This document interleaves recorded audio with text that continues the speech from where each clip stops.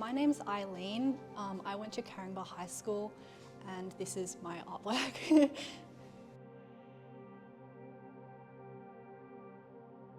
My work's called Rotten Luck, and I think I've really tried to, they're almost like contradictory, these two words, because like how can luck be rotten in a sense? So in my artwork, I've really tried to discuss how in a world which is so increasingly hard to navigate, where we sometimes feel lost ourselves with, you know, the number of, whether that's social things that are happening or also personal issues, I think that we as humans really try and find things to, you know, hopeful things, whether that is through clinging to material objects as I've done in my still life, or whether that is through like ideas and concepts or even faith as well. My entire artwork is a still life that is done with Prismacolor colored pencils.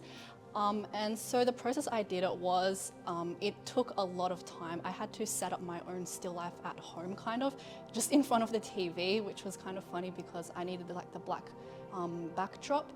And then I also experimented a little bit with Photoshop because there were some things that I didn't have at home. So I would have to, you know, Photoshop them in and like look at the scale of the objects and really try and put them together like that.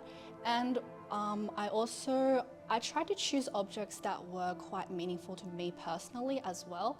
I have Chinese heritage, so I've tried to express that in my artwork as well through this lucky cat and also the red envelope as well, which are very, you know, typical symbols in Chinese culture of like prosperity and good fortune. The use of red and gold in my work is also quite significant. Like, as I mentioned, I think red and gold are two very important colours in Chinese heritage as well. They do symbolise luck. During Lunar New Year, for example, people are always wearing red or gold clothes. And so, again, I've tried to kind of integrate that through my artwork, as you can see. This process, I think it had its ups and downs, but actually, I think what I really enjoyed was coloured pencil itself and how satisfied I feel when, you know, I finish part of the drawing and it's just that it looks really refined. I think that's definitely something that coloured pencil can do, and I really enjoyed that part of making this artwork. My favourite object would definitely be the lucky cat. Yeah, I really enjoyed that one. I think that one I finished in a really quick amount of time as well. It was just really fun. Like, I just really like cats, and Lucky Cat was definitely something that from the very first moment, like before I even started my artwork, I knew I just wanted to incorporate that somewhere. So I was inspired by some really old like Vanitas artists. One of them was Peter Kleiss, and he did a lot of like really kind of like earthy toned still lives, which really talked about kind of like the brevity of life, you know, the materialism that really defines our life. And I was also influenced by a lot of contemporary artists, also surreal artists such as Salvador Dali and his still lives. I thought they were very cool with the really bright popping colours. I think my artistic technique itself was inspired by artists such as Julie Podstolski. She's a very talented Australian coloured pencil artist, and so I was really inspired by, you know, her intricacy and also the way that she was able to make, you know, lights really pop in her artworks. My name is Adele Beydoun, and I went to Caringbah High School, and I graduated in 2025.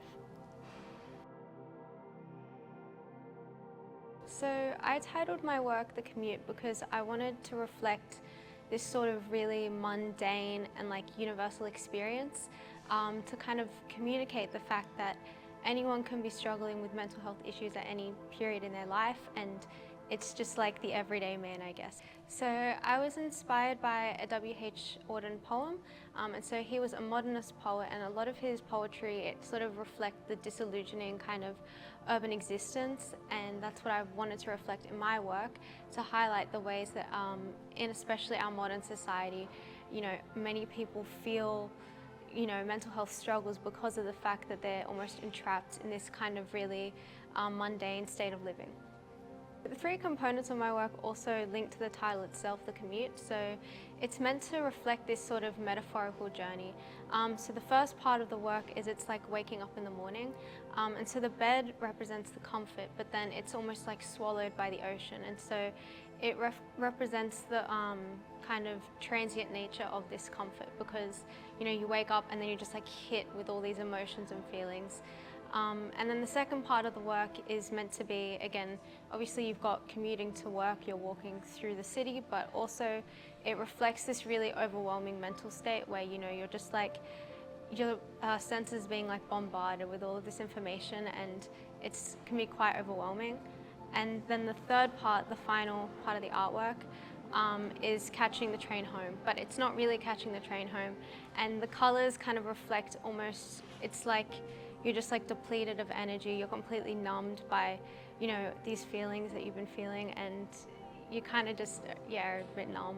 It's interesting. So I think what I enjoy about painting is I find it a bit meditative, a bit like it offers a nice moment for reflection, because obviously I do it in my own space, away from everyone else, and it allows me to kind of think about everything that's going on in my life, but also I'm focusing on something else, so it's not completely consuming. It's just like these thoughts come and go, and you're like, oh yeah, while you're also painting, and that's really fun. So actually, there was a lot of thought that went into the pixelation of the second artwork. Initially, I was going to do all these people are staring at you in the city, because I thought that kind of reflects like the sense of like anxiety, and you feel like everyone's watching you. But after like lots of trial and error, it kind of just wasn't really working, and I was struggling with the time management of it. And I thought, okay, actually, the pixelation is a great way to reflect almost the fact that this reality that this person is feeling isn't really real. And so by having this kind of somewhat, I guess, hyperreal image distorted through the pixelation, it conveys the fact that none of what they're seeing is real. They're being taken away by their own thoughts and feelings. My name's Elliana, and I went to Shire Christian School.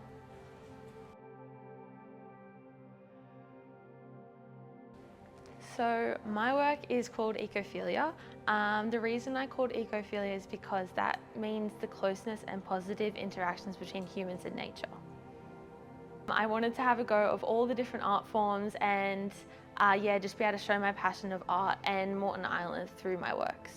So my work involves painting to show that different point of views of Moreton Island. I also use coloured pencil, sculpture, digital media, including videography and photography, to show the different perspectives of Moreton Island. Moreton Island is my favourite place to go. It's just such a beautiful location, and I love to go out and swim along the wrecks, so I really wanted to be able to share that with others and to allow them to see the beauty of it. My favourite part of making this artwork was definitely the trial and error. I liked being able to figure out how to paint coral that certain way, or how to make the waves look correct, and just being able to learn the different art forms, because I was not very experienced in coloured pencil or photography before doing this major work, so I definitely enjoyed challenging myself and advancing my media that I was able to create with. I did get a lot of help. One of my teachers she's very good at photography, so she definitely helped me understand how to edit, how to take photos that would look good, how to put things into good perspectives and positions so that I would get a work that I'm more proud of. I also want to say thanks to my parents. They definitely helped a lot.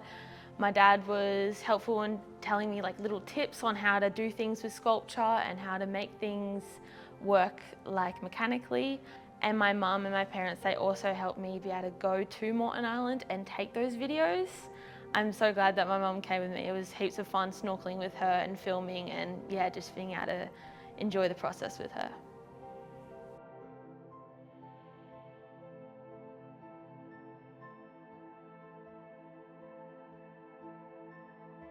I'm Lenevieve Marfa from Georges River College, Oatley.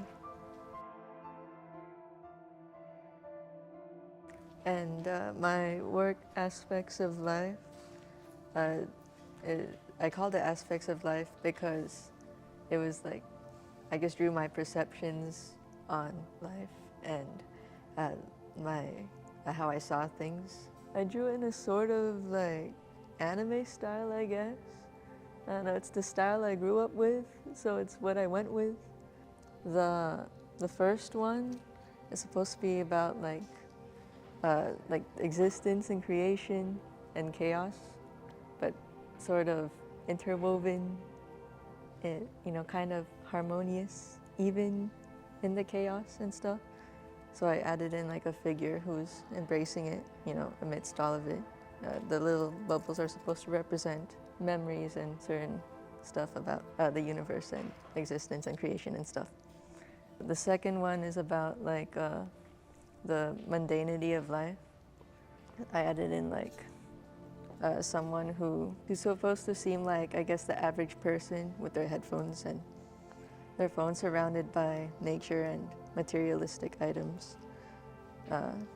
Like routine and how we can sort of find like serenity in routine. The third one is about relationships. It's supposed to be in a sort of like liminal, nostalgic space. They're surrounded by, trees, like how some kids climb trees in their childhood and stuff. And the trees have paper on them that's supposed to represent their memories. It's supposed to represent like finding like rest in our relationships.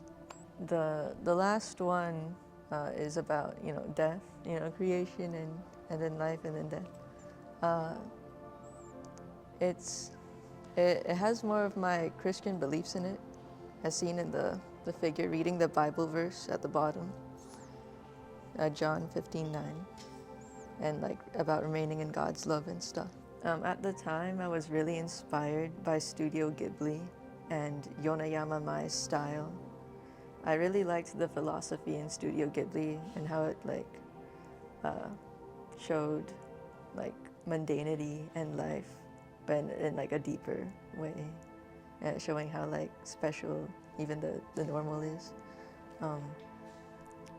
And I liked how they showed magic in that and stuff.